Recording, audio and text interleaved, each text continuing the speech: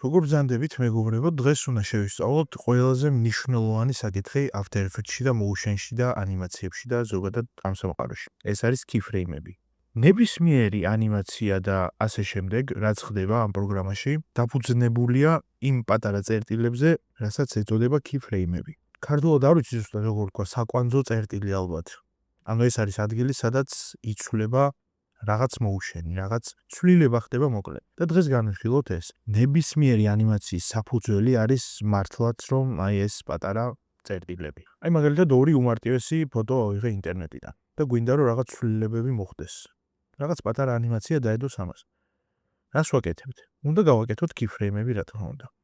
მაგალითად დასაწყისში ეს ფოტო და უკან background-ზე ის ფოტო, რომ ერთმანეთისგან განცალკევდეს. განცალკევდეს რას ნიშნავს? აბა ეს ფოტო რო ცოტა წინ წამოვიდეს. ამისთვის ჩვენ უმარტივესად უნდა გამოვიყენოთ scaling-ი რა თქმა უნდა, 1000 ჯერ გავკეთებია, ხო ეს? დავიჭიროთ scales და ნახეთ შეიქმნა პატარა წერტილი აქ. ეს წერტილი ნიშნავს, რომ After Effects თავის ენაზე ვეუბნებით, რომ აი ამ წერტილში ჩემო მეგობარო, ეს ფოტო უნდა იყოს აი ამ სიდიდის. მაგრამ ნახე? 3 წამის მერე მინდა რომ ოდნავ გაიზარდოს. წამოვიდეს წინ რა პრობლემაა. ნახეთ რა მოხდება?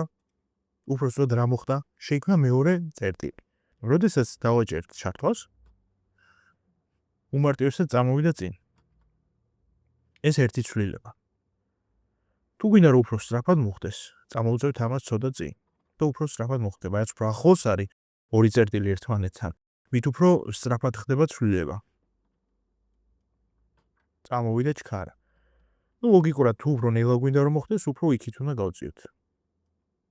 თუ უფრო ლამაზად გვინდა რომ მოხდეს, უნდა დავადოთ easy ease keyframe ასისტენტიდან. დავმოღამეთ ხო ცოტა სხვანაირად წამოვიდა. გარდა ამისა, ორი წამი წავშალოთ ეს. გარდა ამისა, ჩვენ შეგვიძლია სხვადასხვა ცვლილებები შევიტანოთ ასევე. მაგალითად rotation. დავაჭერთ ზუსტად იგივე ლოგიკა არის. ოდნავ გადმოვწევთ და გვინდა რომ body shape position-ი ყოფილა. ვერ ხედავ კარგად. და მაგალითად წამოვიდეს ოდნავ მარჯვნივ და ოდნავ ქვევით ჩამოვიდეს. რა ხდება? მოდის ესე. ასევე rotation-ი და opacity. ეს opacity ხო გვახსოვს რაც არის? რამდენად ჩანს ჩვენი ფოტო. თუ 0-ზე არის არ ჩანს. თუ 100-ზე არის ძალიან კარგად ჩანს. და ასევე შეგვიძლია rotation-ი.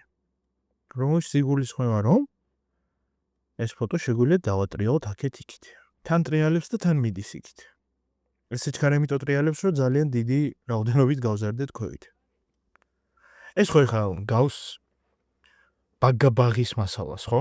ხო ესე არის ლოგიკურად. ნუ უმარტივესია ორ წერტილს დავდებთ და რიცხვებს შევცვლით. მარტივია, მაგრამ ნახეთ, მარტივი არის, მაგრამ არის თავარი. რატომ?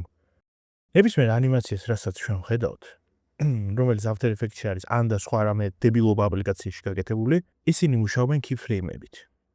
სხვანაირად ფიზიკურად ვერ მოხდება ცვლილება, მაგალითად After Effects-ში. არ ვიცი, შეიძლება არსებობს პროგრამა, მაგრამ არ მაინტერესებს ეგ. ამ ეტაპზე არ გვაინტერესებს ეგეთი რაღაცები. ვსაუბრობთ ამ პროგრამაზე, ამ პროგრამაში keyframe-ები არის მთავარი. შესაბამისად, თუ keyframe-ები კარგად გვეცოდინება, თან ნახეთ, ეგრე მარტივადაც არ არის საქმე. იმიტომ რომ keyframe-ების დაყენების მერე ჩვენ შეგვიძლია გრაფებში გადავიდეთ. გრაფებში ეს კიდევ ცალკე მეცნიერება არის. შეგვიძლია შევცვალოთ ესა ისა და უფრო სხვანაირად ხდება შემდეგ ანიმაცია. შესაბამისად, ეს ერთი მარტივი წერტილი, რომელიც ძალიან პატარად გამოიყურება, ქმნის საფუძველს მთლიანი ანიმაციისა.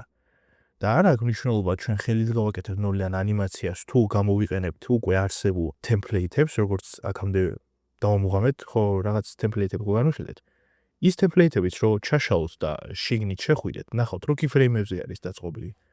შესაბამისად, დღეს ეს გაკვეთილი დაეთმო იმას, რომ keyframe-ები არის ერთ-ერთი ყველაზე მნიშვნელოვანი, თუ არა ყველაზე მნიშვნელოვანი თემა და პონტი ამ motion დიზაინში. შესაბამისად, ნებისმიერი ანიმაციასაც დაინახავთ, უნდა იცოდეთ, რომ იმის უკან იმალება წერტილები. რა ენაზეც საუბრობს სწორედ ეს ანიმაცია.